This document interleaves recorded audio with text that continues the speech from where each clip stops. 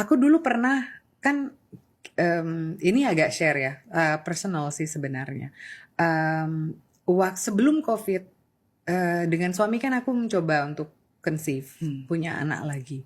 Jadi aku suntik hormon segala macam, badanku sempat besar gitu. Dan setiap kali ada acara TV, lihat gitu komentar-komentar di Instagram atau kayaknya dia kayaknya mesti olahraga deh ya gitu. Umur segitu sudah lumayan, udah pastilah lemak-lemaknya numpuknya kayak gitu-gitu. Dan aku ngerasa aduh susah ya jadi perempuan. Susah sekali karena kita selalu diminta untuk kayak harus ada masuk ke sample size segala macam. Dan akhirnya kan aku udah nggak bisa lagi punya anak karena sekarang udah 51, pabriknya udah tutup ya. Dan wes kita udah nerima, ya udah nerima aja. Walaupun ini termasuk salah satu yang buat aku paling sedih. Aku kepingin sekali punya anak lain. Dan waktu itu sempat hamil dan iya. Wait, after that yang suntik hormon tuh pernah hamil? Iya. Terus tapi keguguran? Iya, keguguran. Berapa kali. Berapa kali? Iya, dan itu ya itu buat kita terpukul sekali, apalagi anakku. Dan itu sebelum dan sesudah COVID. Jadi selama beberapa tahun itu aku tuh membawa berat badanku sebagai satu kayak apa sih, kayak bukan souvenir yang baik. A battle scar. Ya. Okay. Ya. Dan setelah itu tiba-tiba ya udah aku bilang ya you have to snap out of it juga. Kita juga harus moving on to something. Gitu. Tapi your first child nggak ada masalah ya conceiving? Karena kan aku masih muda waktu itu. Umurku masih 30-an waktu aku hamil Kirana, ya kan? Tapi kan maksudnya kalau tapi nggak you never had infertility issue berarti dong? Nggak pernah. Cuma karena umur? Iya, jadi akhirnya waktu aku, jadi gini, setelah suntik hormon segala macam, kan tiba-tiba COVID dong, jadi udah stop. Jadi nggak bisa ngapa-ngapain lagi, cuma gemuk doang. Tiba-tiba hamil tanpa itu semua. Dia udah terus udah gitu gugur dan beberapa bulan kemudian kayak half a year hamil lagi dan keguguran lagi. Jadi ini ya susah sih dan itu berat sekali. Aku pikir pada saat itu sempat kayak Tuhan jahat banget ya. Memberi aku hadiah terus diambil lagi 2 kali lagi. Dan aku harus mencari kayak bukan jalan keluar tapi harus mencari artinya ini apa supaya aku nggak merasa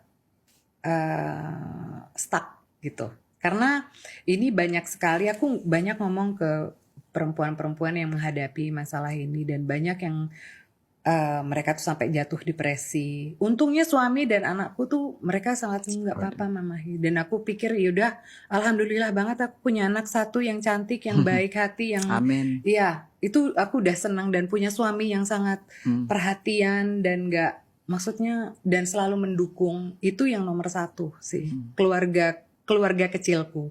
Dan wes, jadi buat aku sebenarnya anakku 3. Yeah. Yang 2 sudah di atas. How many weeks or months? Hampir 4 bulan. Oh my gosh. Yeah. Udah past first trimester lagi. Iya.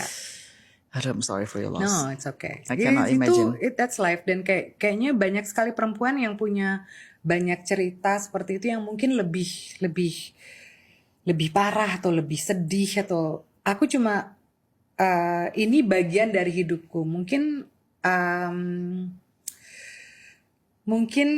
dia hanya mau datang tapi nggak bisa menjelma. Tapi dia udah say hi ke aku gitu loh. Ya. Jadi sorry to hear that. Gimana? I feel sad for it. Yeah.